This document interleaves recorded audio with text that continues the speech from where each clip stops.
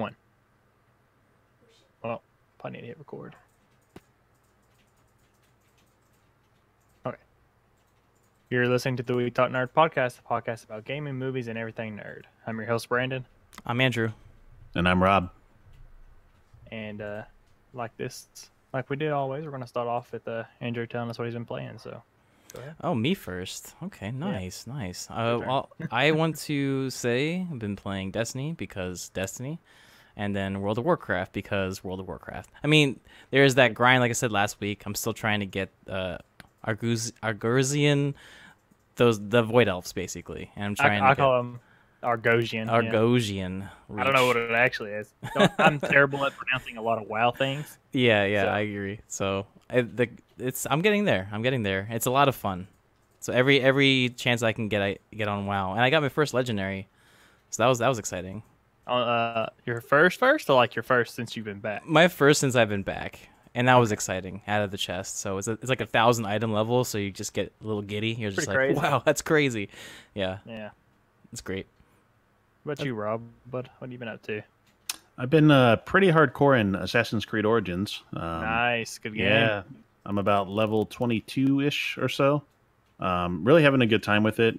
Great game. Love the open world concept. And other than the fact that they interrupt you with that whole modern day stuff, which is never fun. Isn't too bad in this one, though, to be honest. It's very rare. Essentially, it's like we're going to take a quick pause and you're going to play a much weaker, less athletic person who's not going to kill anybody. I think it only takes you out 4 times in total the entire game. And I think I've only been out twice, so maybe I'm halfway done.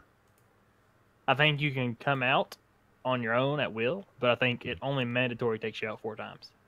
All right. But does it add to the storyline, though? It kind of breaks it up to where it can jump time when you go back into the Animus.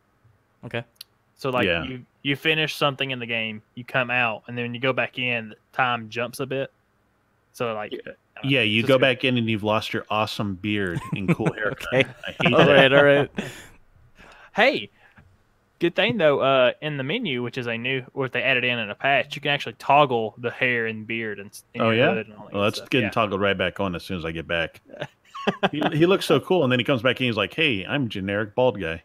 It was actually hidden in the game, and if you knew the key binding for it, you could turn it on. And then people found out about it, and I guess Ubisoft was like, "Okay, let's just make it easier and make it an actual toggle on the screen so people can see." Yeah, I was devastated when it happened. Devastated. I played with the beard the whole time because beard. But, cool. Yeah. So other than that, I just a lot of TV shows and stuff like that. Yeah. But that's it for gaming. Of course, TV, of course. But I've still been playing WoW. Haven't had much of a chance to play much of anything else besides WoW. But I will say this: I am done. I've unlocked. Well, I have done all the requirements to unlock them. Now I just have to get a 110 on the Alliance so I can actually create one. Because you need a 110. I don't want to pay for a transfer and a race change right now. Which is in total, I think $120 if you were to do that. Yeah, it's pricey. And it's very pricey. So I decided I'm just going to level me a Demon Hunter real quick. And the leveling experience from 100 to 110 is a lot shorter than I remember. That's great. Yeah, I've played maybe an hour or 2 every night for maybe the past 3 or 4 days, and I'm already 106. And I'm like, wow, this feels really fast compared to the first time I did it. And you are Is it too fast? Very close. No, I mean for that leveling stuff, I'm sure he just wants to get it done. Right? I do. I really just want to get it done. So, but I remember you take your time and experience it. Yeah, it would take a long time to go from 0 to 60. I felt like it took months to get there. So in the vanilla WoW, it definitely took months. But with the recent iterations of expansions, it doesn't take very long. I think right now, I heard that with moderate playing, and if you know what you're doing and how to quest correctly, you can go from level 1 to 110 in 48 hours total. So the level, and they've actually increased the time it takes to leveling with the recent changes they've made with the world. You can level in any zone, whatever level you want to be, everything scales to you. It's actually they've actually increased XP requirements between like 1 and 60 or something. That's fine. So yeah, I can choose where I want to. I'm excited to 48 get back hours there. is still a pretty short amount of time to play the entirety of the game. So a 2-liter of Mountain Dew and some Doritos, and you're good. Just get there. Yeah, just do 2 24-hour streams back to back, and You have to stream it?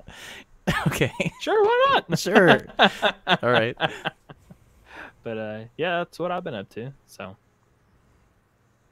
cool stuff. But I've also been watching some streams of this new game that came out this week called Kingdom Come Deliverance. Have you guys seen it? I've been seeing it. Yeah. Yeah, I have. I'm so excited about it. Actually, I was watching Elohim play it. Oh yeah.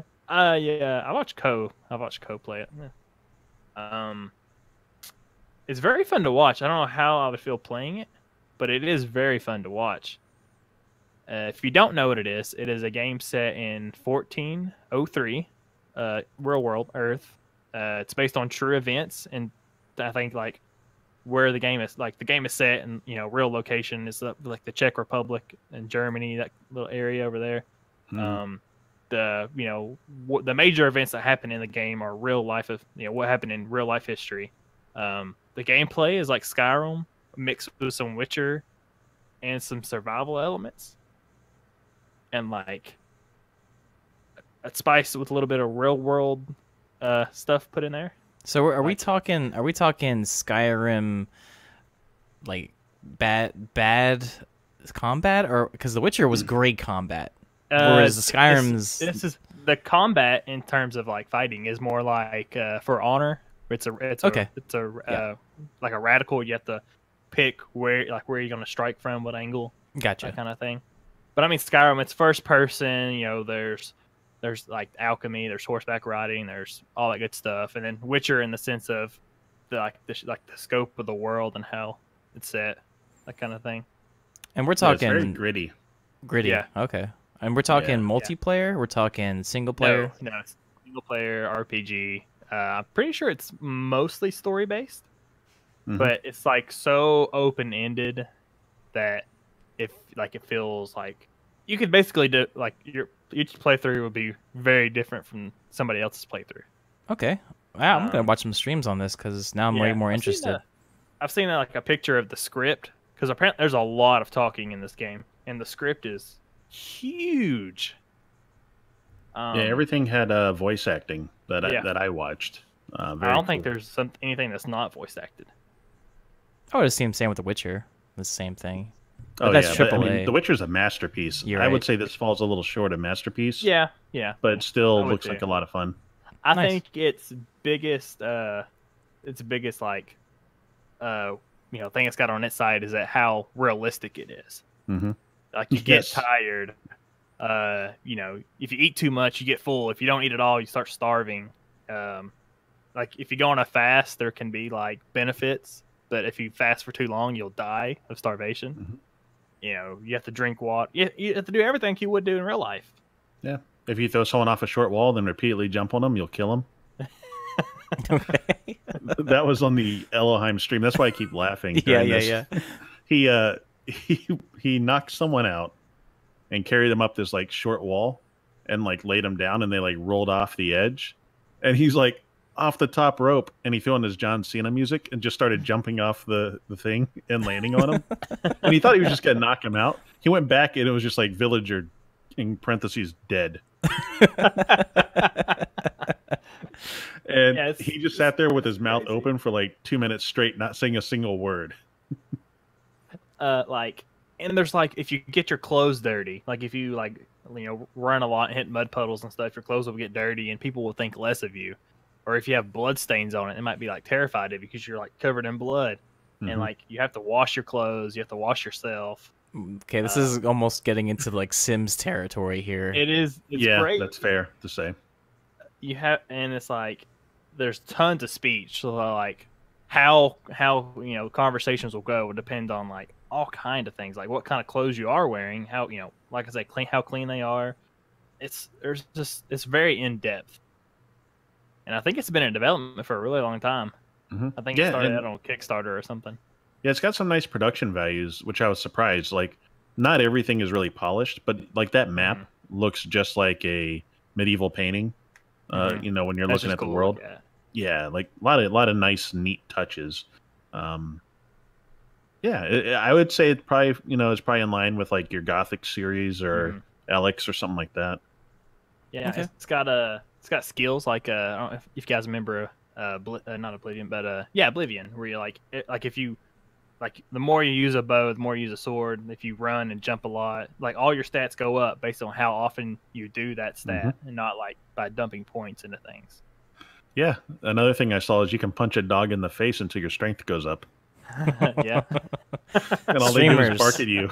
They got pro strats. Well, what can I say? Yeah, That sounds but good. It's a very interesting game. And, Nice. oh, and there's no saving. Besides, if you go to sleep, it'll save, and there's like a potion you can drink, but they're very rare, and it saves. Other than that, if you die, you go back to the very last time it saves, which could be like a couple hours if you haven't slept in a while. Another survival thing. It looks like. Yeah. Yeah, but they really honed in on the quote unquote realistic aspect of the game. I'm interested. Nice. Yeah, Good talk. It's very fun to watch. I think I'd get really upset if I die and lost hours and hours of stuff, because the way your character is developed is that you're a commoner, like you're the lowest of the low. There's nothing special about you at all. So, like, you know, you're not the Dragonborn or anything like that, or the Witcher. You're some pleb, you know, some pleb blacksmith's son from around the corner. So yeah, that's fun. But some other news, real quick, before we start talking about some other cool things like Sea of Thieves, is Gwent is getting a draft-based game mode like Hearthstone has, called Gwent Arena, which I think is what the Hearthstone one's called. So if you like Gwent, if you like Witcher, new game mode coming to it. Yeah, I heard they changed it a little bit from the main game. I hear it's a little bit different now. Was a very cool concept. I really liked it in The Witcher 3. I haven't played it too much though in the standalone release. I was terrible at it in Witcher 3, so I have not played it on standalone. I found an OP deck and just kind of wrecked face all day long. For money in game, but that's all you really get, and other cards from what I remember. Yeah. And Yeah, then new collectible. But I've heard good things about Gwent outside of it, because it was started all out in The Witcher and then became such a popular game outside of it that that's why it has an arena now. Becoming a mini game to its own standalone game is pretty cool. But, and it's very different from Hearthstone. Very different. Yeah, it's like a lot of card games right now are Hearthstone clones, while this one's not. It's not exactly. Oh, it's very different. Very, very different. And you guys know a game called Fortnite, right? Heard about it. Yeah, it's apparently, according to Epic, it has beat the PUBG concurrent record. Fortnite stands at 34 million. I think I put that down wrong. Concurrent players at one time, but they did not say if that was on a standalone console. So most likely they combined all their numbers from from Xbox, PlayStation, PC. Total up, that's how many players playing at one time versus PUBG's record of only on PC at one time. But that's still pretty impressive for it to come out, getting sued for copying PUBG and everything. It's already quote unquote surpassed it. There is something to say that PUBG is on every platform though, because that console gamers will flood to a free to play game that is very solid and getting a lot of updates. So there's something to say that the success is warranted for Fortnite, in my opinion. And not so much the single player, although I still hear good things about it, but definitely the battle royale. I think a big update just came out as well. Yeah, they added miniguns. I've seen that. Yeah, so you can sit there and just like shred bases. Before it used to be like, well, they start building up and you can't really do anything about it, but now you can just destroy a base in no time because you're just ripping it apart with these, with so many rounds. And I think it probably helped a lot because I think this week the dock has like almost exclusively been playing Fortnite. Yep, all that violence, speed, and momentum. He's starting to pick it up and starting to make that his main game. Yeah, he's tired of PUBG, and I think a lot of people are. Like that new map just wasn't enough, to really keep it interesting. Right. The game hasn't really had any since its early access period. Nothing has really changed. Nothing major, anyway. I mean, it had some nice UI refreshments. That's about it. So you can say that because of PUBG's issues and early access and basically not enough what looks like support from the developers, because versus PUBG development and its support versus Fortnite development support, they're totally different, it looks like. Yeah. So I think Epic's got a lot more money to throw at the game. Yeah, that's true. That's true. Also, and I hear a lot of outside of the gaming sphere, outside of Twitch and all that stuff. A lot of people talk about Fortnite. I see a lot of athletes talk about it. You see a lot of his stuff on social media about it. I don't hardly ever see anything about PUBG outside of the gaming sphere. PUBG is more of that professional. Yeah. Whereas like Fortnite, you can just goof around. You can have some very fun moments in Fortnite, just goofing around. Yeah, I can see that more. More memes, basically. More memes. Yeah. I think it's akin to the cartoony content. Right. Moving on from that, though, Google is now working on a game streaming service that is akin to the PlayStation Now service, which I still haven't tried. That's because no one wants to try the PlayStation Now service. The pricing model is not great. That's all. But you pay per hour to play a game, and you're going to end up paying way more than the game is really worth. What? It's not monthly?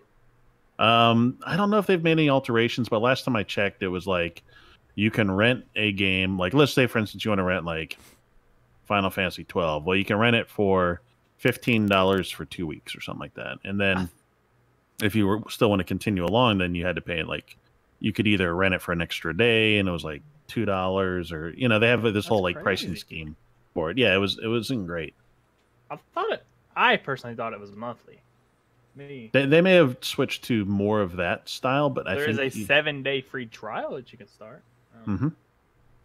But what would Google have to offer? Yeah, it's monthly now. It is $19.99 a month. That's really what I'm really asking is what would Google have to offer? Yeah, I don't know. I mean, searching. So yeah, the gaming streaming service that searches for games but doesn't play the games. I mean, I don't know. I guess they could have all these PC games and stuff. I don't know how licensing and all that stuff would work for them on their part, but I mean, it's Google. I'm sure they could get it done in some shape or form. They could make a splash. I mean, Google's got the money. They've got the technology. They could certainly stream something through. I mean, you look at how much they stream video with YouTube and even live, to shift that over to a gaming content wouldn't be that huge, and to take inputs. I mean, it's there. But we've seen their take on trying to get into the gaming with at least YouTube gaming. That really hasn't hit very well. Although I think the app's very good. I think the service is very good. It just doesn't have the popularity and or the viewer base that Twitch has. They're late to the party. Everyone is another Me Too, Mixer included. There's nice features to all of them, but you got 1 million people a day watching Twitch. Yeah, speaking of, you want to go ahead and it's a good transition if you want to talk about that. Sure, yeah. So there was a Business Insider article that just came out in which they say Twitch actually has more daily average viewers than CNN. Good. Wow. It's better than fake news? It's better than fake news, but also real news, like Fox News. Yeah. Real and sports news like ESPN. It's all wrestling. It's all wrestling. So Twitch actually average daily viewers. Now keep in mind, they're talking hundreds, thousands of different streams, right? So not everyone's watching the same thing. So but I mean, the impact isn't quite the same. But yeah, you got more people tuned in watching Twitch on average than you do watching the big cable news networks. I would love to That's see the impressive. numbers, because really, it was 2 years ago, or maybe even 3, where I discovered Twitch, on maybe even maybe even further than that. But people didn't know about it. No one really knew about it. Only the people that knew the interwebs very well. But now I want to see Justin TV. Yeah, I want to see the numbers of actual Twitch accounts being created and just watching like right off the bat, because it seems like more and more people are just getting into this platform, and streaming from the platform as well. So yeah, the fact that it's interactive is awesome. Gaming. A lot of IRL stuff. Yeah, I think Bob Ross helped a lot with that. Yeah, he made it popular, I think, with the just like and Rift Tracks streams 24 hours a day on Twitch, which is the people that used to be in Mystery Science Theater. Yeah. And they do like TV show like rewatches and stuff, and it's cool to have a chat like you're watching. I think the last one they did was Yu-Gi-Oh, and they had Power Rangers before that. Mm-hmm. But like you can talk to people while you're watching it, which is, I mean, it might be how a lot of things like ESPN might move to a model like that with all the sports, where you can actually converse with people while with what you're watching. We've discussed this, we discussed this previously, and they're looking at it because of this statistic right here. They have to be looking at it. It's a competitor, and they want to get into that space, or at least mimic it, right? So I'm hoping that they will. I'm hoping a lot more services move into this space. But then again, I do want Twitch to be successful, like more successful than, because it's gamer focused. I wouldn't be surprised to see like the NHL take it on, because they have said they want a Twitch-like service. And so did the NBA. Yeah, you can just draw the connection there. Why not just be on Twitch then? That's gonna be crazy. Money. Yeah. But they would get the money from the advertisements. Yeah, I mean, yeah, they don't have to. Yeah, I feel like I mean, I could be wrong, but I feel like there's a lot ESPN could do if they had made their own service, and it's just all sports. But I think Twitch, like the way Twitch is made, it may be the future of all video entertainment. I wouldn't be surprised. Free. Maybe you might even see like Netflix streaming services like that, where you can watch things with a group of people and chat about it while you're watching it. Maybe. I don't know. Good statistic. I like this. I like seeing this. Just the new age of streaming and free entertainment. Yeah, it's all moving in that direction. So we got a bunch of different stories coming up. One I thought looked pretty cool was Kingdom Hearts 3. I think Brandon's a fan of that, right? Yeah, I'm a big fan of Kingdom Hearts. So what jumped out at you for this new one? But with the newest video, I don't know if it's not really a trailer, it's kind of just a gameplay, I guess, video. I'm big on worlds. I like the worlds aspect of Kingdom Hearts, because I mean, as a kid, you grew up with all these Disney worlds and everything, and Monsters Inc. looks pretty cool, and so does Toy Story. But I actually wanted to see maybe one more, something else, because I think we've seen Toy Story before. And I was maybe expecting something else. Wasn't Tron supposed to be there, or did that already happen? That already happened. Tron was in, I think, both the last iterations, maybe. I think it was definitely in one of them. Yeah. Well, 2 came out before Tron did, so there must have been some. It was the old Tron, though. It was Oh, okay. Yeah. I'm still hoping for, cross my fingers and hoping for some Star Wars and Marvel, appearances in the Kingdom Hearts world. Oh, that'd be so cool. Now. That would be I just keep thinking of a Keyblade that's also a lightsaber, and oh man. But don't worry, guys. They have plenty of time. It's going to come out in 2020 anyway, so. No, they've said. They've said. Oh yeah, they've said plenty of times. They've said lots of things. Yes. This is going to be Xbox One launch title, Kingdom Hearts 3. Oh my goodness! Stop. But yeah, there's a couple videos that's come out now that's showing different gameplay. You don't see a whole lot, but seeing a lot of flashy, going in there using different. I forget their not really ultimates, but team abilities. I forget what they're called. I haven't played it in a couple months. But yeah, I'm interested. Hopefully to be out this year. Okay. Yeah, I would like to see them pull up some of Disney's like classic worlds, because I think seeing that I know they do it, but there's so much there. When they did Tarzan, like that was kind of out of nowhere, and that was still really cool looking. They even went back into the Steamboat Willie stuff in the second one. It was neat, like the black and white world. That's really cool. I'd like to see Robin Hood. Robin Hood, a good forgotten. So, but they have to. Let's look at this. They went a whole nother how many years between number 2 and this next one? God. I don't even know. So really, they're skipping. So. They're skipping like several generation of gamers. So they really have to attack the generation now of what they're most interested in. So I would think they have to do Star Wars. They have to do the Marvel. They have to do something. Well, I mean, yes, all Disney is lovable and everything, but they can't relate to it if they've never watched it. Does that make sense? Yeah. Yeah, they're approaching Duke Nukem levels of development time. They really are. They really are.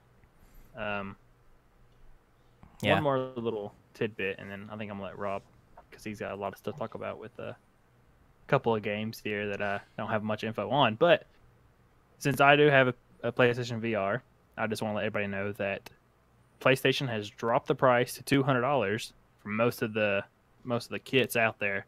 So now would be a good time to jump in VR if you haven't already and try it out. I mean, for $200, it's not too bad to get a setup. No, that's a great deal, and VR is unlike anything you've ever tried. It is. It's not. Because it's not like just so immersive. Right. It's incredibly immersive. It's not like the Virtual everybody Boy. Try it. I don't know if it'll be the future. It's the possibilities there, but it is at least a fun thing to try out and experience.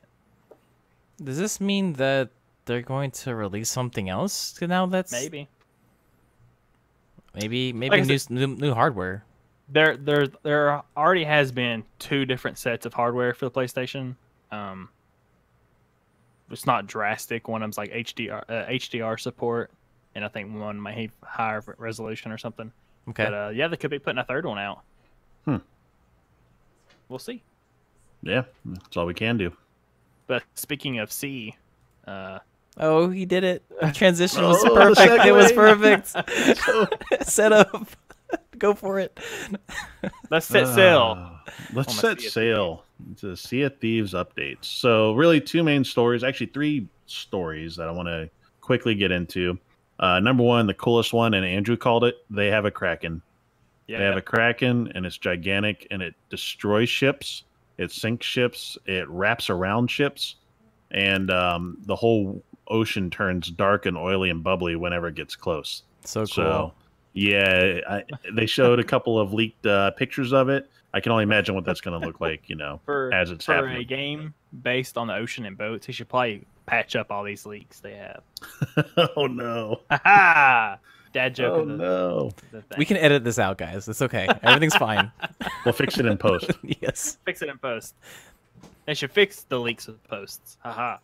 Yeah. Well, speaking of pirate puns and booty, they did talk about their store that they're coming out with. They did confirm there will be no loot boxes, which shouldn't even be a story, but for a AAA title nowadays, it's exciting when you hear there is no loot box. They are going to sell pets, though. And not only are the pets for you, but if you're part of the crew of a person who has a pet, you can interact with their pet. Oh. So they are kind of taking the whole Microsoft Avatar thing to the next level.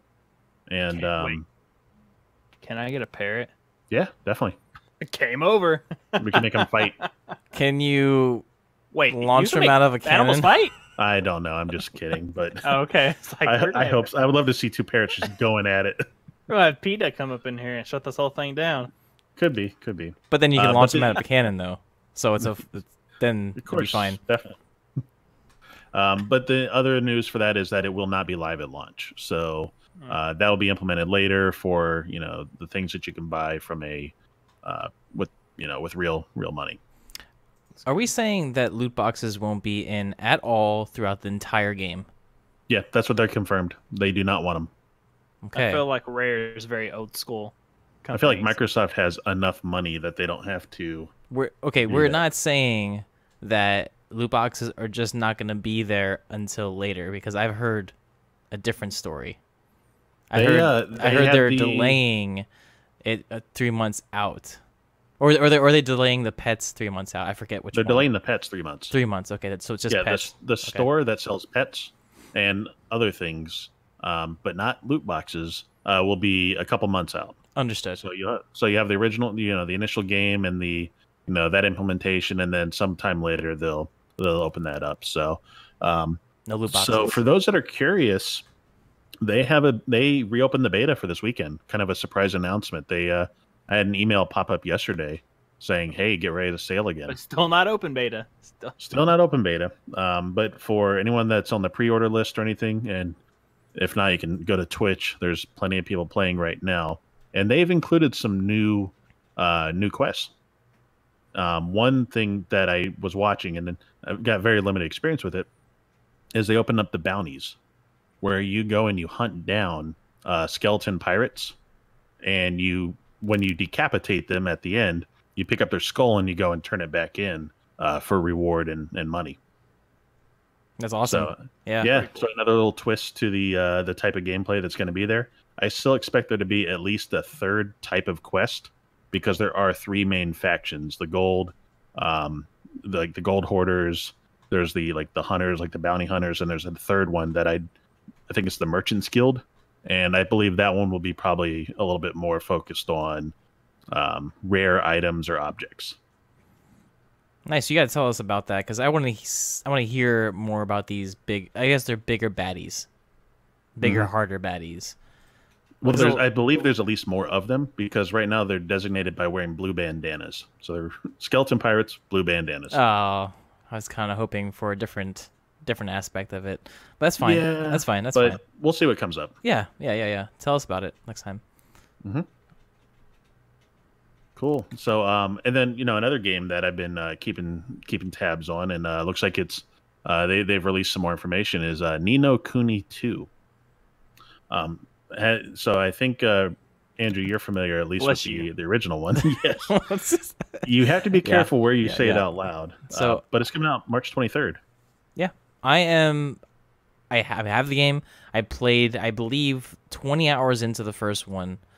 I enjoyed it. It was very story driven, and honestly, it was quite slow in the first 20 hours or so. But then I hear it picks up after that. But there is that little gate that I heard. It's like you have to get through this first bit to get to the real game, and that's kind of what hit me. So I have to probably go back before going into Ni no Kuni 2 if I were to pick up Ni no Kuni 2. Yeah, well, I'll probably be looking at it. I'm actually in the same boat as you. I never really finished the first one, but I really, and that's really surprising because I loved the first one. It was developed by Level 5, who's legendary game developers for making some of the best games. The art is influenced and done by Studio Ghibli, so basically the Disney of Japan. Really cool style, really nice overall aesthetic, and essentially it's like an RPG with Dragon Warrior influences, kind of a Final Fantasy style game. I'm really digging it, so I'll be curious to see what Ni no Kuni 2 actually brings. I have a lot of friends that are looking forward to this, so I'll be hearing from them on their Facebook posts. So it'll be good.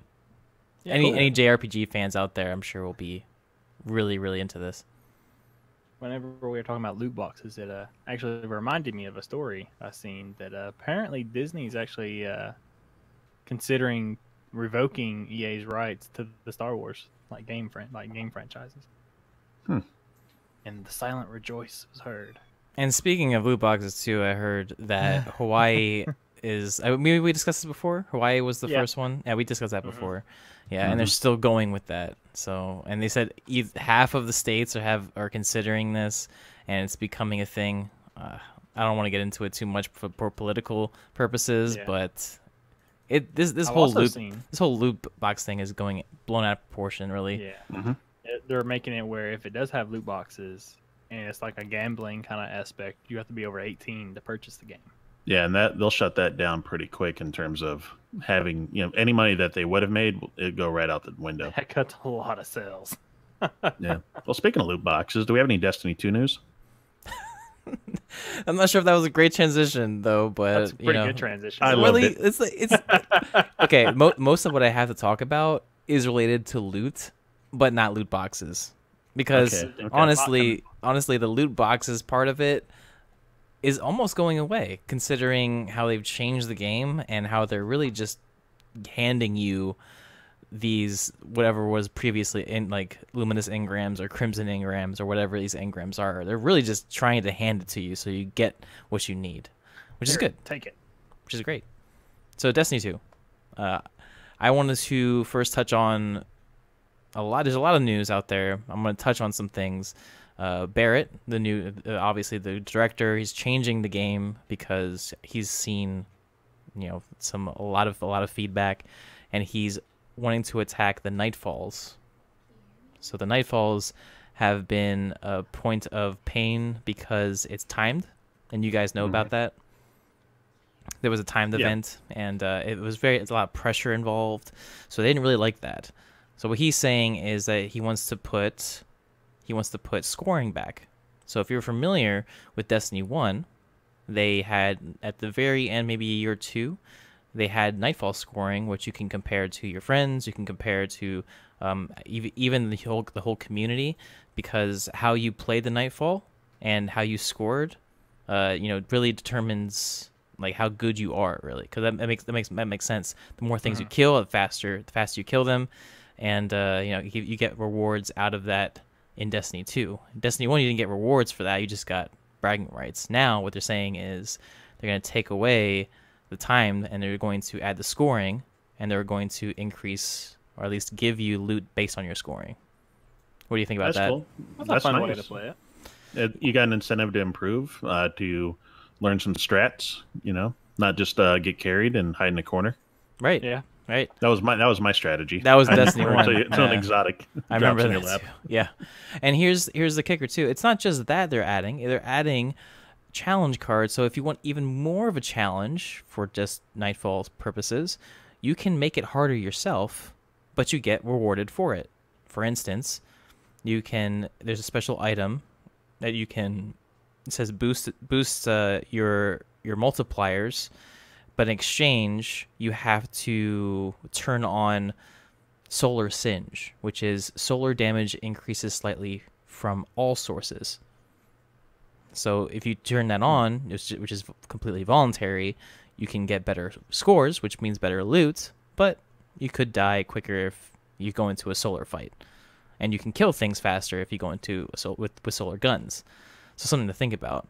Bungie's been doing this for a while. They had this in I remember in Halo 3 playing co-op with a buddy, and you would put in like you would go looking for the skulls. The skulls, yeah. And you could set up you had to turn on the challenge modes, and you could make it harder and harder by turning on more and more. Or sillier. Yeah, where no gravity. The Grant birthday party. Right, yeah.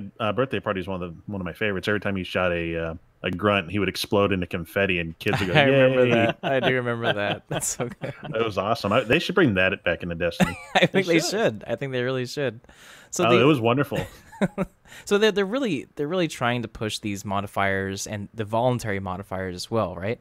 So with these modifiers come rewards. So if you do well and you score well, there is an emblem you can get, and you're saying, okay, fine, emblem, but this emblem gives you an aura also. Ooh. So the auras make you very special, so people know that guy has done this score. And hey, look at me. Exactly. Hey, look at me.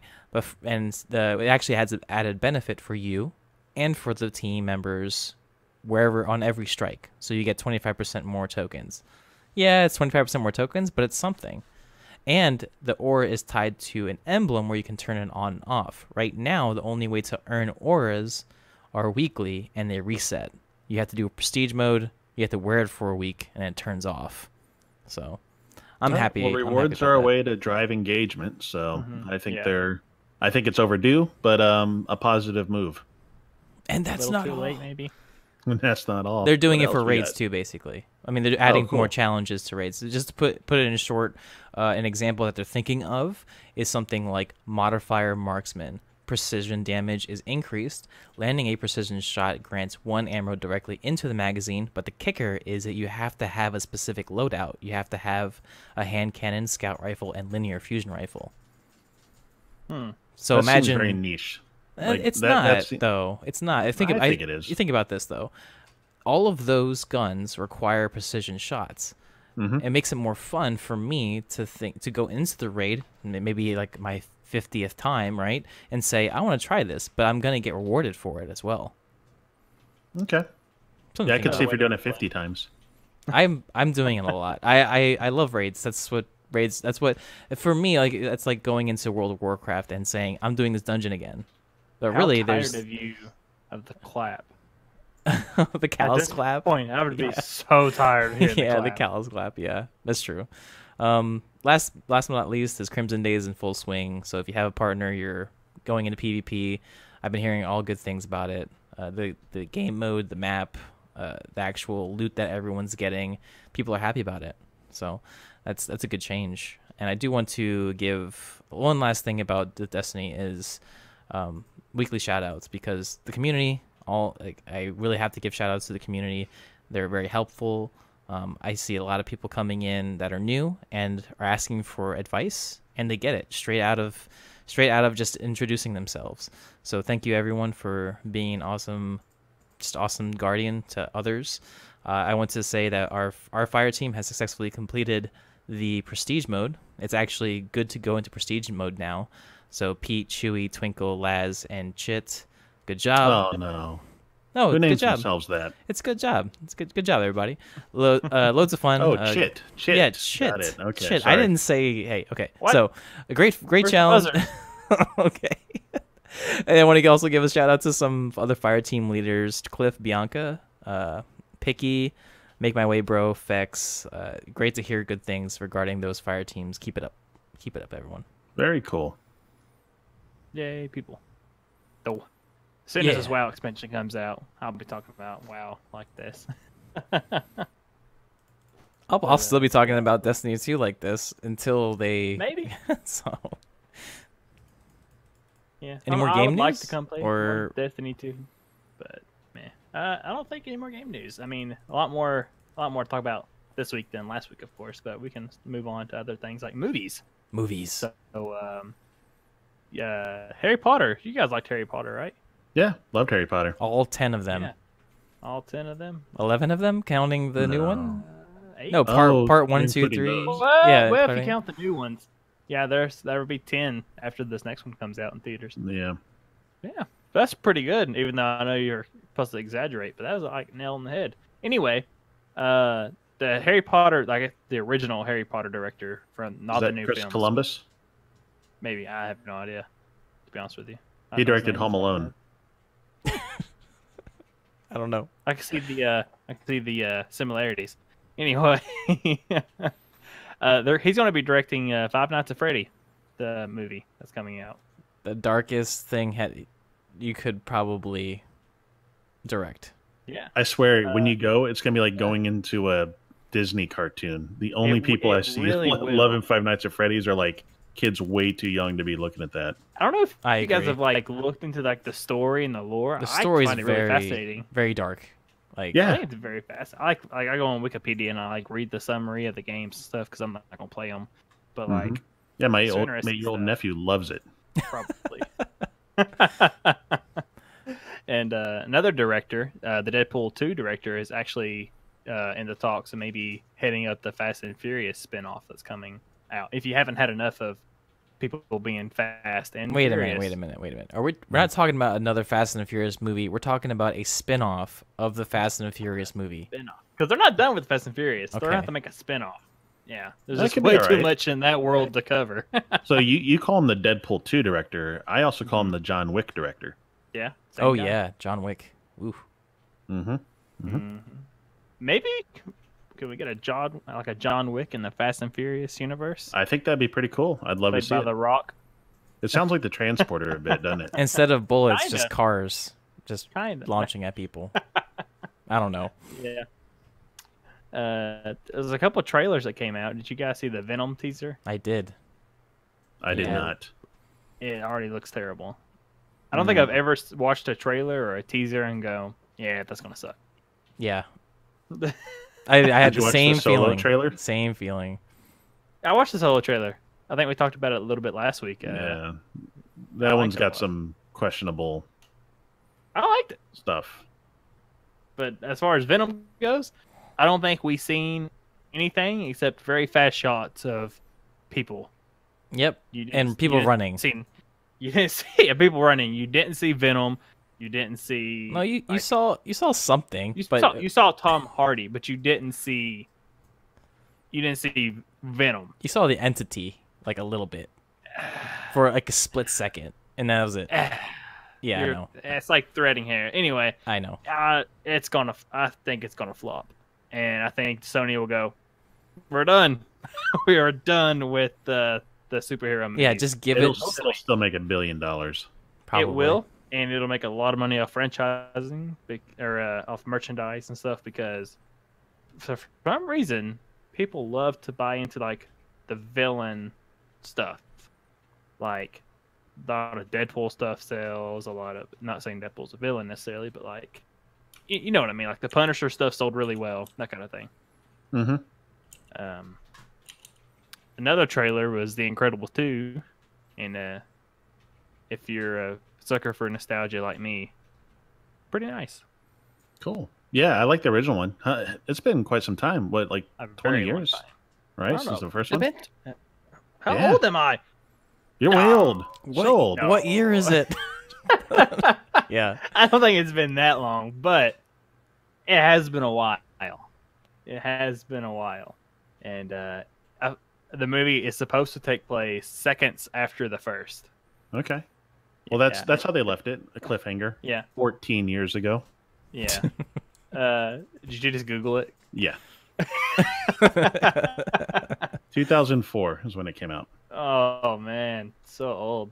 But it looks like it's going to be, like the last one was focused on Mr. Incredible. This one looks like it's going to be focused on his wife, and he's like a stay-at-home dad type of deal. Oh, that'd be fun. You know, it's people joke around, but it was really like a play on Watchmen. Yeah, it kind of was. So yeah, I'd love to see it. You know, what happens when superpowered people go normal? Yeah, and have kids. Pretty cool stuff, and I know you're all probably expecting it, but the Black Panther review will have to be next week because I haven't seen it yet. Well, that's fair. It just came out. And I have kids, so unless I want to bring the kids to the movie theater and be that guy, you should do it. Right? But, okay. Yeah. Andrew will have my review. Yeah. But I'll be there with you. I'll be ready to watch to review it next week. I'm very excited for it, actually. Yeah, you actually have something to talk about here close to the end of the podcast. Sure do. But speaking of Disney stuff and Marvel stuff, but Disney has set their streaming service to launch in fall of 2019, and they are hard set on making sure that when it launches, it's going to include a Star Wars series, a live action Marvel show, Monsters Inc. TV show, and a High School Musical show. I hope they do like the WB and they all have like a crossover where they're all in each other's. I really want to see High School Musical just raid a Star Wars show. Do you? Oh, do you really? Don't you remember the Connect mainly game? for the train wreck. Yeah. Oh yeah. There's Okay. the Star Wars Connect where they had the whole dance sequence. Yeah, there's precedent. There is. Han Solo was dancing. Ugh. Too. I forgot what song they put in there. You get that out of my head. Anyway, that was terrible. They're also saying they're going to have a new movies like Lady and the Tramp remake. Some of the movies I've never heard of, like Paper Magician, Stargirl, Togo, and Timmy Failure. I never heard of that one. But some movies I have heard of, they're going to redo 3 Men and a Baby and Stone and the Sword. Oh, love Sword and the Stone. Yeah, that's one of my favorites. Did I say it backwards? Yes. No, I think I said it backwards. Someone said it backwards. I might have said it backwards. Sword and the Stone, which is the King Arthur. King Arthur, that stuff. Very underrated movie in its time. Oh, love it. It's great. Good movie. But they're planning on having 4 to 5 movies and 5 TV series come out within the course of their very first year of launch. So they're pretty optimistic.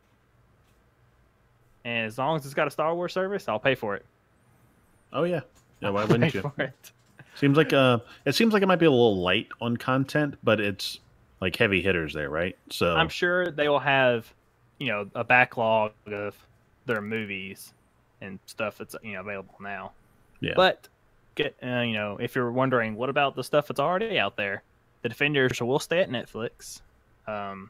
Any R-rated content they're going to make will come out on Hulu. So maybe they're making R-rated content. That'd be great, like X-Men and stuff like that. Well, Deadpool and whatnot. Yeah. So the fact that they'll stay there is probably a pretty good thing. Mm-hmm. You forgot Jar Jar's Excellent Adventures. I did forget that. Is that a thing? No. No. Although that would be very entertaining. Misa Sith Warrior now. Please, Disney, gosh. You heard it here first. Let's go. They didn't hear it here first. Yeah, anything that's not the Defenders or R-rated is going to be on their new Disney service when it comes out. Cool. So don't expect Netflix to pick up any new Disney stuff or Hulu or anything like that. Yeah, but they'll keep the existing stuff because I think that's going in line with some original agreements. That'd be so weird to shift it over. Yeah. So if it's there now, it's going to stay. Just I wouldn't get my hopes up on anything new. But speaking of something new and a little old, I just saw this yesterday. There's going to be a Karate Kid series. Like, original actors. Original actors. Yes. Karate Kid TV series. On what service? On YouTube. Okay, on YouTube Red. Okay. Yes. All right. And what, Ralph Macchio or? Yes. He's coming back as the kid? No. It's actually, the series is focused on... He's like 50 now. The what is that dojo called? The bad guy dojo? Cobra Kai. Cobra Kai. That's the name of the show. Die. Cobra Kai is the name of the show, and that's what the focus of the series is going to be about. Is they're reopening Cobra Kai. Okay. Yeah, it's on YouTube, so I'm probably not going to watch it because I'm not paying YouTube Red to watch that. They're just gonna be out there sweeping legs all day, huh? Yep, sweep the leg. Anyway, is there any news on? Speaking of, I guess karate, is Kung Fury getting a sequel or something? Oh, I wish. I wish. It is. Well, I think it's not a sequel. I think it's a full remake or a full blown movie. Okay. It deserves it. It does. Incredibly what they did for such a low budget. Oh yeah. There's a lot of people attached to that. I think Arnold Schwarzenegger just came out and said he was going to be a part of it. Let me pop up here. I think I've seen a list earlier. The only name I want to hear is Triceratops. Triceratops, please. Yes. Thank you. David Hasselhoff is going to be in it. Well, he was in the previous Michael one. Fassbender is going to be in it. Oh, no way. That's pretty cool. Yeah. So, a lot of big names for something I've never heard of. No, Hollywood had to take notice. Did you watch it? You've never watched Kung Fury? No. Oh, boy. It's free on YouTube. Go watch it. Yes. Right after watch this. It now. We'll wait. Yeah. And, we'll wait. Okay. Hang on, guys. Be right back. Yes.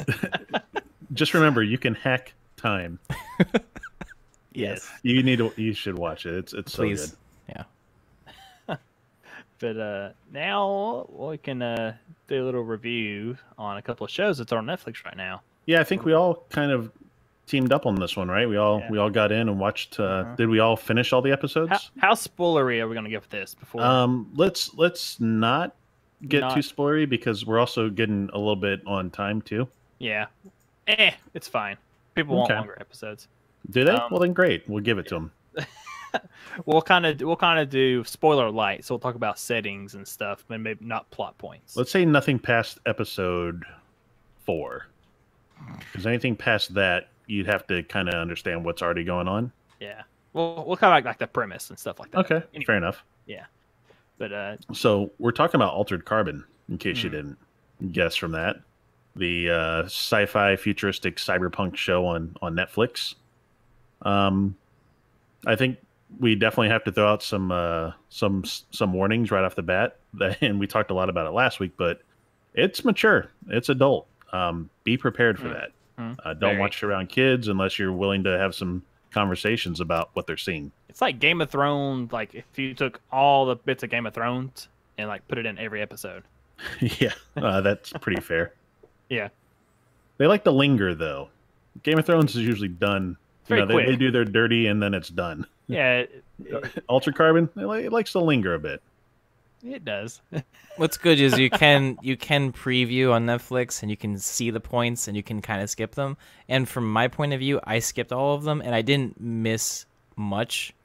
So it's something to think about. Yeah, you didn't ask me for it. Most of the time was, and there's some scenes in there where there is like nudity, but it's not like in a sexual manner. It's just that's how they happen to be. Which, I'm thinking of one particular sequence of events in particular that the fight. Yes, the fight. The setting I was in, I'm like, I kind of want to watch this, but the setting I'm in, I'm going to have to skip all of this. Yeah, and it goes on and on. So yeah. But anyway, we don't have to get too spoilery on that. I think what is interesting about their approach to nudity and to anything physical is that in the future, the way that people are comprised of two different elements. So number one, they have their stack, and that's essentially a alien device that holds their soul, right? So all your memories and everything else is there, but they've digitized it with this alien technology. So people do backups of themselves, and then they can transfer between bodies, which are referred to as sleeves. It's like if you could live on a USB stick. Right. So the question the show asks is, which part is the real human, right? Like, is it the physical? Like when you like look around, you see like, a pretty girl or whatever, you're kind of focused on, the physical appearance as opposed to, getting to know her initially, right? So, the first thing that you notice about someone is the way they look. And then over time, you get to know them more as a person. So just the way that we're built, we have eyes first, we don't have that conversation necessarily right off the bat. So it really does ask those questions, what does it mean to be human and which part is the important part of being human? Well, especially, did you guys kind of get that? Yeah, especially since most of the beginning episodes and when they started showing like the factory of sleeves, you start getting the point where sleeves are very expendable. And if they're not expendable, they're hand-me-downs, and they're made for a purpose, like to yeah. So yeah, I definitely got that. What I thought was cool too was there was a religious aspect to it where, people, they were, there's the belief of being God's temple and everything. So when your sleeve dies, you're dead. They do not want to be resuscitated. They don't want to be backed up. They don't want to be transferred. Like that's it. They have one life to live. Where human consciousness is, that's where it's in your stack, right? Whereas your body is whatever outside. It could be anyone else's. But I would ask you a question though. I thought they touched on a lot of things related to the body has a mind, like a memory. Yes, and that's where they kind of blurred the lines. Yeah, it was very blurry at that point. Like muscle memory, augments, that sort of thing. Right. So that's it. What it tried to do is it set a scale in front of you, right? And it said, here's the mind, here's the stack, here's the sleeve, which is more important. And at the beginning, it's like, oh, it's obviously the stack, right? Because that's your experiences and your memories and your mind and all that. But then as time went on, it kind of balanced more towards the sleeve to the point where you just said, I really don't know which one's the most important. That's very interesting. Very cool way to do a show. Yeah, I totally agree. And what was the end point though? Or is that too spoilery? Well, I think it's in the eye of the beholder. It's in the viewers. Okay. Well put. I think it asks questions, the audience answers. Okay. Yeah. And I think that's the best way to describe it. So if you're looking for a show that is smarter than your average, can be something that you can discuss with other people, but you don't mind necessarily the mature adult aspects of it, then I think this is a great show for you. And if you like something that isn't so closed-ended, where it can be very open-ended to what you want to interpret it as. There's also the very cool aspect of AIs being able to interact with all of the humans. They have their own society because they're full AIs. They have consciousness. Yeah, so and they can interact with anything. They can become physical as well. There's a VR aspect, so that's a whole nother universe that someone that can jump into. Matrix-y. Which is not only very much like the Matrix. Yeah, so you can think of your consciousness is inside of the sleeve, which you can now use that sleeve and consciousness to go into another world. Which it's very interesting how you can think about that futuristic world. The show is very deep. Yeah. For it to focus on a very a plot line that's very linear, the world around it is incredibly deep. Yeah. Like I mentioned last week, I don't think it's particularly unique. I think a lot of these concepts have been discussed before in other mediums and other shows and whatnot, but I think it does it overall very, very well. I'll be honest, though, with the first 4 episodes, and we're talking about the first 4 episodes, some are better than others, and some were slow. It's very slow at the beginning. Right. Well, not the very beginning had me pumped. No, the very beginning gets you hooked. Awesome. But yeah, it does slow down a bit while it's world building, but then it just goes after that. Okay. Yep. Yeah. So you're saying episode 9. Oh man. Yeah. So you're saying the first 4 episodes are the build up, and then it will continue to escalate. I'd probably say that. Yeah. I would probably say that. I think that's fair. Yeah, and it gets into like cybernetics and stuff, and kind of like a Deus Ex type of look where some limbs are replaced. Play some I know, it's so cool. I love that. I love Deus Ex. Aspects there. I really do. Yeah. So, what do you think out of 10? I'm gonna give it an 8 out of 10, which is my standard for good, not great. Andrew? The first 4. I only watched the first 4 episodes. Oh. So I'm not gonna give it a rating. Okay, I got you. I'm also in the category of 8 out of 10, but I will say that I would have said it was a 10 out of 10. But sometimes it, I feel like sometimes it feels like a TV show, and like I don't want a show to necessarily feel like it's a show. Like some things feel very cheap, like it looks like a set. Sometimes something looks like a set and not like it's a casual world. That's fair. There's certainly some points where you can tell, like, okay, they did this because it was inexpensive to do. And I think when you're dealing with the broad nature of what they're looking at, you got to cut corners at places. And sometimes it was pretty obvious. Some places look incredible, though. I like that whole outdoor envoy camp. Yeah, the whole flashback episode. Yeah, I think those are great. Oh, so good. The gun that he gets. Oh, the gun that he gets that automatically reloads. That's pretty sick. Pretty amazing technology. And I like to touch on right before that. I don't know why this hooked on me, but they played Baby Metal. You couldn't hear. I mean, people probably don't know this, but like they try to play futuristic music, but it's actually today's music. So I caught on that, and that made me smile just a little bit. So they added that sort of things in there. In episode 6, they have a dream pop cover of Thunder Kiss 65 by Rob Zombie. Wow. It's really out there. It's this like really melodic, slow moving thing, and then you realize that's Rob Zombie. Not actually Rob Zombie, but that's Rob Zombie's song. It's a good take on this, guys. Yeah, I think so. All right. So that wasn't the only show that I watched. I did watch the full series of End of the Effing World. But I think we can wait till next week to talk about that, because were you able to finish watching it, Brandon? Yeah, I finished watching it before I even started Altered Carbon. Okay. Yeah, I think maybe we could wait till next week, because I really would like to get into this comic series I read, if everyone's okay with that. Yeah, absolutely. Yeah, let's do that. Okay, cool. So before that, I have one little bit tidbit of comic news. There's a Lando miniseries coming out that will tie into the Solo movie. So my favorite part of this whole Han Solo movie and Lando coming back is that they left his hair exactly the same way as Billy D. Williams did in the early 80s. It looks amazing. There is so much Afro sheen there. He's got the cape. He's got He's got the part right down the middle. Or right down off the side. It's beautiful. Donald Glover is an incredible actor. Oh, I agree. His show Atlanta is awesome. Yeah, and rap albums as well. Yeah. But Childish Gambino. That will be dropped soon. And it's not really nerd news, but anyway. Continue.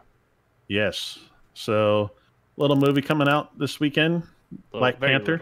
Little. Little one.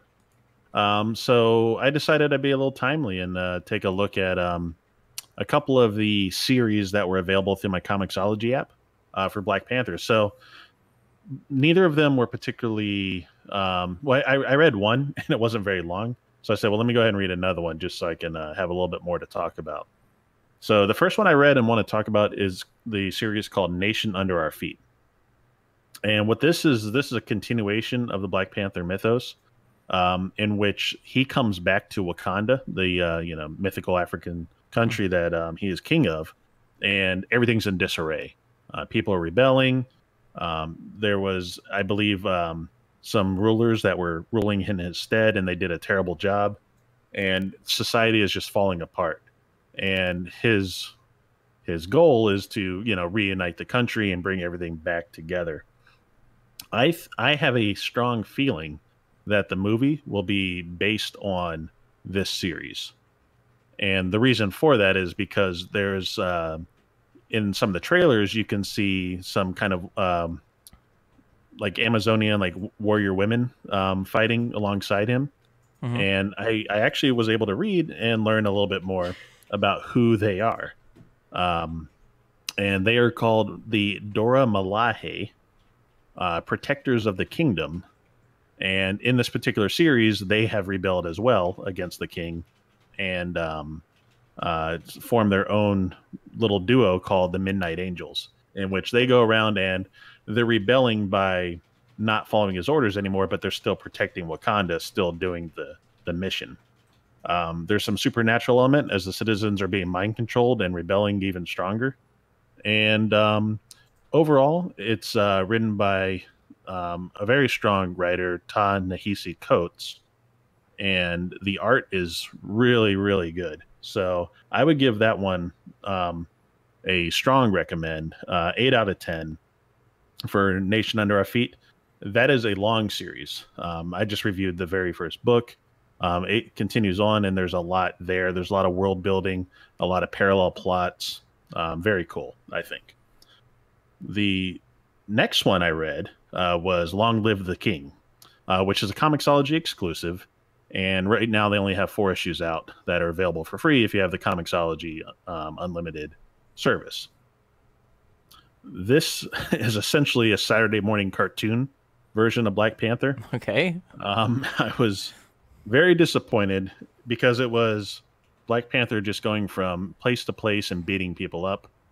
The way that the series starts off is Black Panther wakes up because there's like an earthquake. He looks out his window and sees a monster, and he's really concerned about obviously a monster just coming through a city. But when he rubs his eyes and looks again, the monster's gone.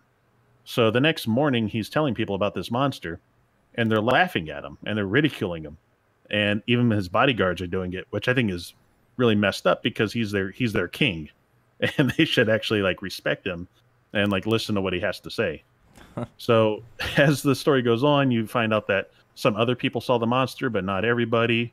There could be some parallels or some tie-ins because of people's affinity to vibranium, which is the rare metal that Captain America's shield is made out of, and also is what they produce. What they produce, exactly. So I was like, okay, well, I'll continue along with this and see what's going on. Well, they stopped that story after the second issue, and they go to a completely different story where he fights the white guerrilla mercenaries, and it's a totally different art style, totally different writer, and it has no relation to the 2 arc that was just done. So I found it just so disjointed. Yeah, I wouldn't say it's wasted because there's going to be another issue coming out afterwards. Okay. I don't know. I'll go back to it. I think I'm so taken out of it. I wasn't pulled in. I'm gonna just cut my losses with Long Live the King, and I'm gonna just continue reading Nation Under Our Feet, which is definitely very strong. I would give Long Live the King a 4 out of 10. Nice. I like these comics. And you're saying like the Nation Under Our Feet is closely related to the movies. Well, no, I'm suspecting that it is. Oh, okay. The suspecting. Okay. Because of some of the things as I'm reading the book, I go, I think I saw them in the trailer. Whether or not that will actually carry over, remains to be seen. I'll let you know next week. I've heard that the Wolverine arcs and everything can get very violent and mature and everything. How's Black Panther compared to maturity in comics versus like other ones? I would give it a teen rating. Same as a movie, basically. Yeah. Yeah, like a PG, like not even like a PG-13. I mean, there's no nudity, there's no harsh language, there's comic violence. Really, the main thing I would say that it is mature, and by mature I mean there is discussions about what it means to be a ruler and what a nation actually is. So I don't mean it like in a adult content, but I mean if you're looking for a beat 'em up, this isn't what you're looking for. Even though there is some of that there, this is really more about the story of, how do you rebuild a nation that's fallen apart. Which is interesting. So very cool stuff. I really, really enjoy my time reading it. Nice. Cool. Yeah. So that's all I got for the comic reviews this week. I'm glad you guys like them. I'll keep doing them, and I'll be looking to, the We Talk Nerd Discord channel to get some recommendations for the next series to cover. I know you comics people are out there too. So Rob's doing this. He's enjoying them. We want more discussion on comic stuff because I like it.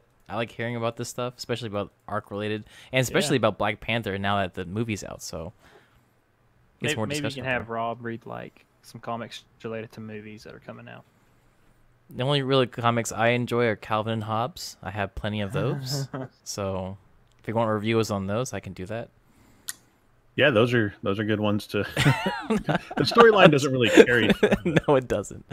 All right. It's that time again. Is it? We need some end of the episode. We are done. We are like a game show. That's it. Like a game show. We all get this time of our life back to us, and we don't have to guess about desert conflict. Oh, Rob. We know you like 20 questions. I mean, from the beginning, I know it's sometimes maybe listeners. I think listeners can get really into it. Trying to guess that game. Just recently, I listened to another podcast that I really enjoy. They did 20 questions. I got it on the 19th question. They did not get it, and I was pretty happy about that. Yeah, the episode, the big compiled episode of all these ones we've been doing is about the release. Oh yeah, oh, nice. Yeah, so I'm about I think after the next episode, I will compile all the ones we have recorded and release the very first 20 question episode. Yeah, I think this is a lot of fun going back and forth with it. I like cracking some jokes during it. So, let's take it away. Take it away. All right. So, easy or hard? Wait a minute. You should have already one in mind, right? I know. I have two in mind. I just flip a coin. Okay, I'll flip a coin. The one he did last time was probably okay. Where he did that was pretty easy. No, I remember it was Super Mario RPG. That was the easy side. You did RPG? Super Mario RPG. I remember. Wait, yeah. What was that? I did Super Mario RPG. Oh, then maybe it's. I don't think it's my turn. I think it's Rob's turn. I have games. I'm just saying, like, if you. Yeah, it's Rob's turn. It's Rob's turn. If you want to do a game, go for it, Rob. You pick a game. I gave it away. I already said Conflict Desert Storm. Oh, bro. I think that's definitely Rob's turn. Yeah. Okay. Well, luckily I had one in mind because I wasn't sure. I saw. Sea of Thieves. Yeah, let's do this. Sea of Thieves. All right, that's it. See it. All right, great. That's one. No. Oh. No. Time. Let's get the time. All right. Video games 20 questions. Chat. We're looking at you too. We're gonna start it.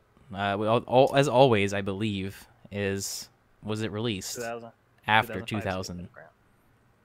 It was not released after 2000 originally. Dang, way to narrow it down. Well, hey. So we got an old game. Older game, indeed. Older. So before 2000, There's a lot of stuff in there. Want to do platforms? You can do platforms. We can do platforms, but should we like maybe because I mean Nintendo's really big. You can do. Yeah, I totally agree. I would not have an issue if you asked that question. Yeah, is it a Nintendo? Was it on a Nintendo platform? It was not on a Nintendo platform. Okay, so we're talking maybe PC. We're talking maybe PC. Maybe PC, Sega. Sega. Yeah, you're right. Got the Segas. What else? Atari, maybe even Atari. I can't go back that far. We can't. We just can't. You might as well just say Super Master System or whatever, and like all these other ones. Like I don't know. Okay. I don't think narrowing it down by time would help either. No, again. not really. So if we're saying no Nintendo, that actually gets rid of all the handhelds, gets rid of all the consoles. And if we're talking about game, we can maybe, since it's made by Sega, possibly. No, that won't help me at all. Maybe genre. We can also look to chat. There's some questions there too. Is there questions in there? I don't think. Oh well, there is one. Is it a beat 'em up? No, it's not a beat 'em up. That's a good question though too, because there was a lot of beat 'em up games back when. Yeah, I spent a lot of my childhood playing beat 'em ups. Beating things up. I have to get this out of the way. Is this a PC game? It was released on PC. Yes. Originally? Are we talking about multi? No way. No. There couldn't be a pre-2000 PC. There couldn't be a like he said it's PC, but there could be multi-platform. It can't. We didn't ask that question. That is true. That is true. I don't want to waste a question on that because I'm pretty sure if it's PC, it's just PC. Yeah. At this point in time, yeah. Okay. So we're talking PC, 2000s. What is it? Is it an RTS? No, it's not an RTS. Is it a first-person shooter? It is not a first-person shooter. So that, in my mind, PC those are very popular at those times. What was another genre that was super popular back when? I don't know. Most platformers are on consoles. So I mean, it could be like MMOs. Like it could even be like Diablos and like hack and slash. Hack and slash. Would you consider beat 'em up as hack and slash? No, beat 'em up is very much like your Streets of Rage. Streets of Rage. Okay, yeah. So he would. Yeah, I agree. Street Fighter, that kind of thing. No, like a Street Fighter is a fighting game. Okay. But a beat 'em up would be a Double Dragon. Scrolling, yeah. Yeah, scrolling beat 'em up. Yeah, scrolling fighter kind of thing. I got you. Lino, I don't think there's not a lot of RPGs on PC. There's like Fallout, the original Fallout. Like you're right. Baldur's Gate. Like Baldur's Gate. Is this an Yeah, that's a good question then. I would ask, is this an RPG? No, this is not an RPG. Oh my gosh. Okay, non-RTS, non-RPG, not a first-person shooter, and on the PC before 2000. That gets rid of a lot. That gets rid of a lot of games. It does. Yeah, you've narrowed it down quite a bit. What else? There's racing games that had the Need for Speeds back then. I didn't play a lot of racing games on the PC. Yeah, but they were there. They were there. I don't know when there's like Driver. I don't remember Driver came out. That might have been after. That's probably after 2000. Yeah, it's PC. Yeah, chat. Yeah. I mean, we didn't ask if it was multi-platform, but he says it was released on PC. So I don't know of any like. I don't know of any like N64 crossover to PC. So or anything like that. So I'm pretty sure, unless it's an emulator, in which he won't push that on us. Maybe is it a puzzle game? No, it's not a puzzle game. Oh boy, was it a platformer? No, it's not a platformer. See, then we're kind of doing that genre. But let me say that there were elements of puzzles and elements of platforming. Huh. So you can't put it under the genre of one or the other. Not exclusively, no. But you're saying it is both. It has elements of both. Elements. But it's also not RPG, and it's also. So I mean, this is not a question really, but if it's any of those type, you would say that it is a type. I would tell you it had, because you're only supposed to do yes or no, but I would say I would give you at least a heads up if there was elements of that. If it was, I forgot exactly which ones you asked for, but like racing or well, like beat 'em ups. For instance, like throw this out there. Like you can say there's this new game that we discussed was 1403, right? It's Kingdom Come Deliverance. That's three things in like one. It's survival meets RPG. So if I said, I would say it's RPG that has survival elements. Like, yeah, exactly. I think it falls under one specific because it's very much like a Skyrim type of game, but we're not talking about that one. I understand. That's another question down. No, okay, great. Thanks. Yeah. I mean, so we still have genres. I don't nothing like publishers would help me. I don't think. Not on PC. It's not an RPG. Like, so I was thinking maybe like KOTOR. Something with puzzle elements and platform elements. I mean, is like the Island series? You remember those? Oh, like a point and click. Yeah, like those are very popular back when. Is it a point and click? It is not a point and click. Oh, I just don't know. Yeah. That was my next go-to. Was a point and click adventure. So that was out like Myst, basically Myst, all that stuff. Yeah. Rob. Yeah, I feel I'm gonna give you some friendly advice because I really don't want this to go to 20 questions. Just on genre. Yeah. I think narrowing down the time frame might be helpful to you, as well as maybe which platforms it was on. But see, I don't know of any cross. I don't want to ask the question. He's just basically said it was multi-platform. It's basically, yeah. So if we're thinking anything before 2000, not on Nintendo. There was no other system that could have been cross-platform. I don't know of any. PlayStation 1 never went to. There's stuff that I don't know of any game that went to PC for PlayStation. Okay, so I mean, even if we did like after 1995, it wouldn't help me because I wouldn't know any systems that did cross-platform on that. Does that make sense? I mean, yeah, I get what you're saying. Yeah. So other than that, I'm still in the mindset of thinking of a PC game that does have these elements. And it's like, I don't know. I can't think of. It's not an RPG. I just can't think of the genre that would fit a cross-platform. Yeah. Well, you did ask if it was a hack and slash, right? Yes, we did.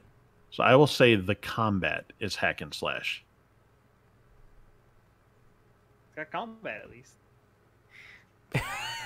It's got combat at least. Diablo is a RPG though.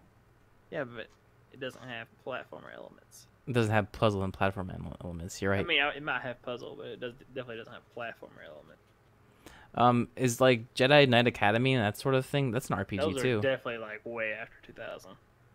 They're after 2000. Yeah. I mean, Deus Ex. Unless it's like, I don't know. Those are like. No, I think wouldn't that be an FPS?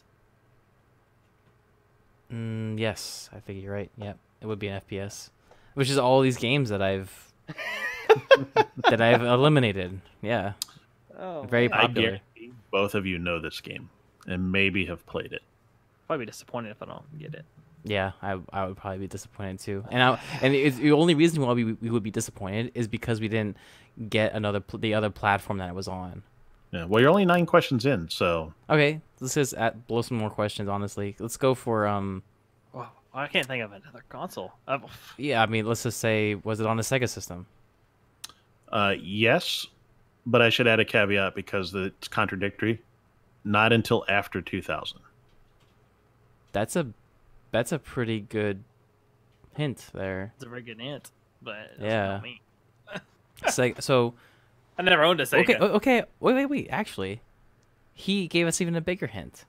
You said Sega after. He said Sega console after 2000, which he means Dreamcast.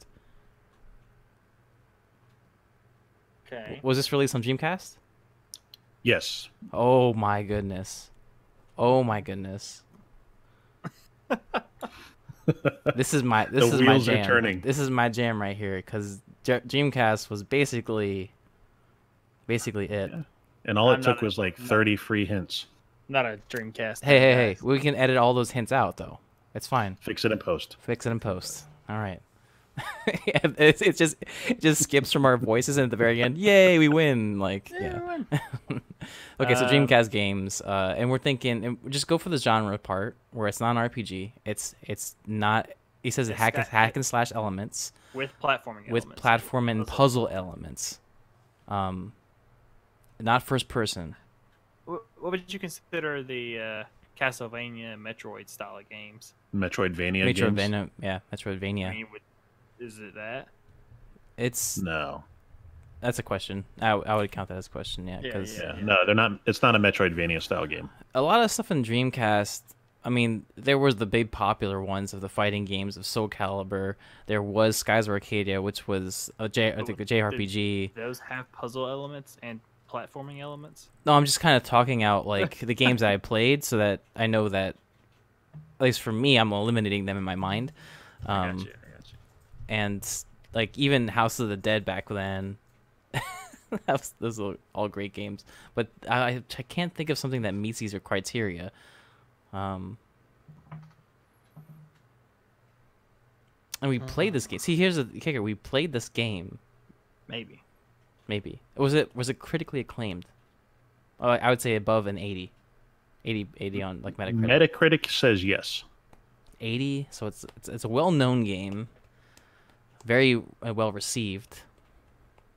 On Dreamcast. See, that's a really... That pool... Did we say fighting genre? No, because it has puzzle elements in it, so it wouldn't make sense to have puzzle plus fighting. Sonic Adventure?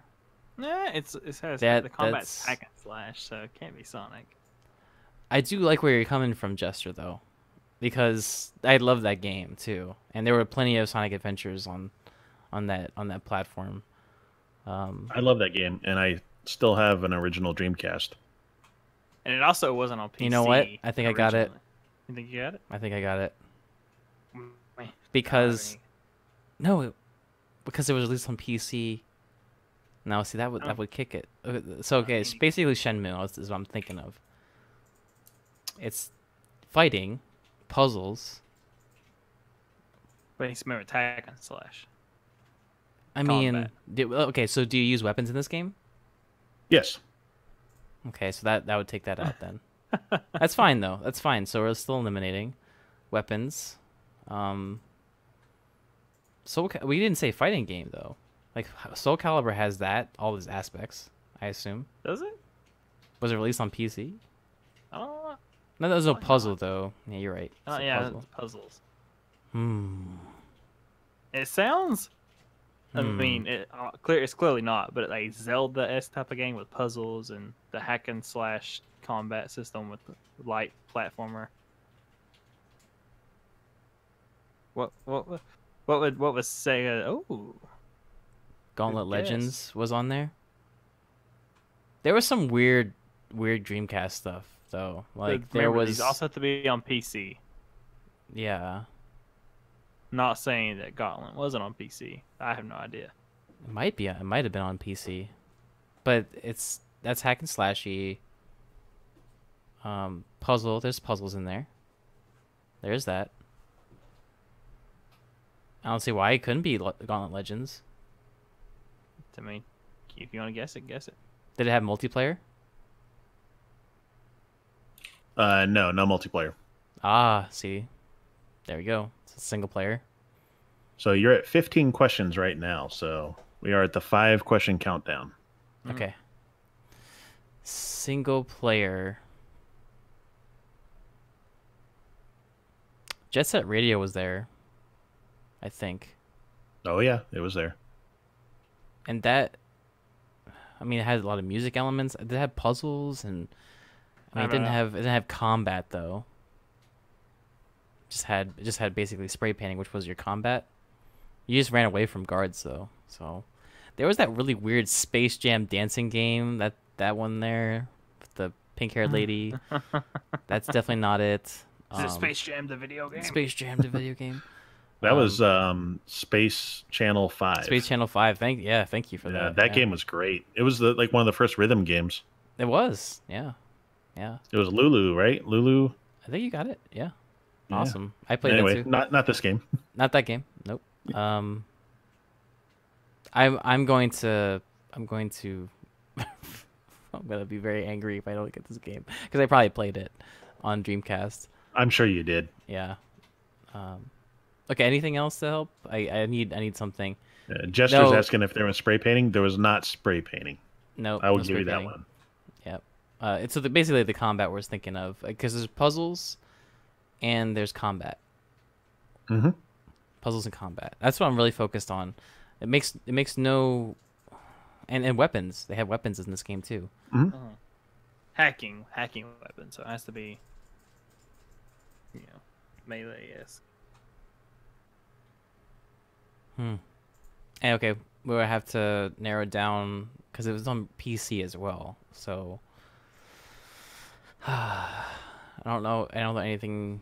Maybe publishers, developers. It's not gonna help me.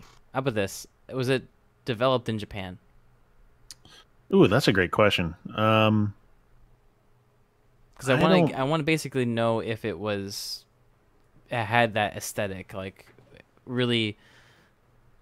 I mean, I think most of the Dreamcast games were made there, but there could be like a one-off where it just wasn't, and then I'm kind of thinking of the more the American aesthetic or Eastern. Okay, I'm gonna say no, but it's really unclear from Wikipedia as far as where it was developed. I wouldn't have thought it was a Japanese game. Ah, okay. So it'd be surprising to me if it really was, but okay. Okay. All right. Oh no. So that was 16, right? Mm-hmm. Yep. Right. You got 4 more. Is this going for realistic graphics?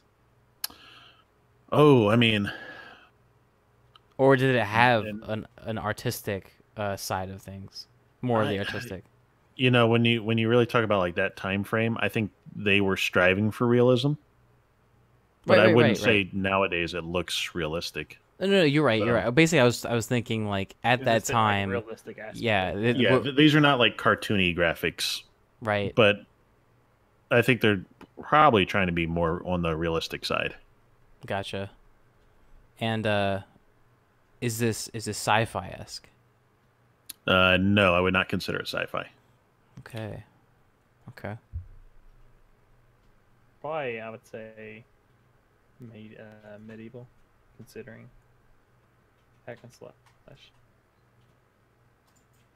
or something with swords. Yeah, so you're basically thinking of a Zelda-ish adventure game. Something like that, yeah. But more realistic instead of cartoony. And that's what's kicking me in the butt right now. I don't think I played any games on Dreamcast that had that. I really don't think there was one.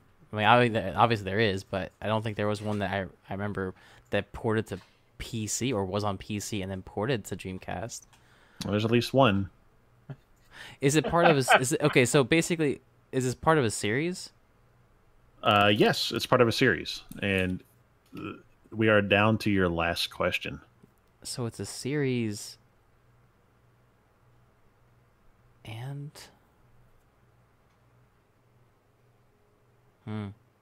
I'll give Jester for sticking in there. It is a 3D game, not 2D. That is a great guess. But then there was weapons in that game? The name sounds really familiar. That sounds very familiar, and that's the best guess that you can think of, honestly. It's not sci-fi. Definitely not sci-fi. It has I think there's more. I think there's more puzzle. PlayStation game? Yeah, it's a PlayStation game, but you're right. I don't really think it was on PC either. But it was. I mean, that's where we're going for something like that, though. Something like that. I don't know. So this has to be the guess, Rob, right? Yeah. Yeah. This is the guess. Yeah. I don't have one. So Tony Hawk's Pro Skater 2. Tony Hawk's Pro, yeah. It's on PC and PS1. No, but this one's on Dreamcast. That's the thing, and it's part of a series. That's what the kicker is. I'm really just gonna beat myself over this, but I'm just gonna guess Power Stone 2. I don't know. You should have listened to Jester. It was Legacy of Kain? Yeah, Legacy of Kain, Soul Reaver. Oh my goodness. Soul Reaver being the blade he was wielding. I'll look this up. You did it.